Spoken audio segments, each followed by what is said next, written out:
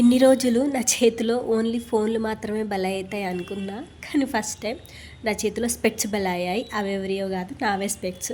కోపం వచ్చినప్పుడు అంతే, చేతిలో ఏముందా, దగ్గరలో ఏముందా అని అస్సలు చూసుకోను. తీసి ఇసురగొట్టేస్తూనే ఉంటా. తర్వాత పగిలిపోయినాయి అని తీరిగా కూర్చొని బాధపడుతూ ఉంటా. కోపం వచ్చినప్పుడు 1, 2, 3 కౌంట్ చేయాలి, లేదంటే మనకి ఇష్టమైన వాళ్ళని తలుచుకోవాలని అంటారు. కానీ అసలు కోపం వచ్చినప్పుడు అవన్నీ గుర్తుకే రావు నాకు అసలు. కొత్త స్పెక్స్ కోసం మళ్ళీ షాప్కి వెళ్ళాల్సి వచ్చింది.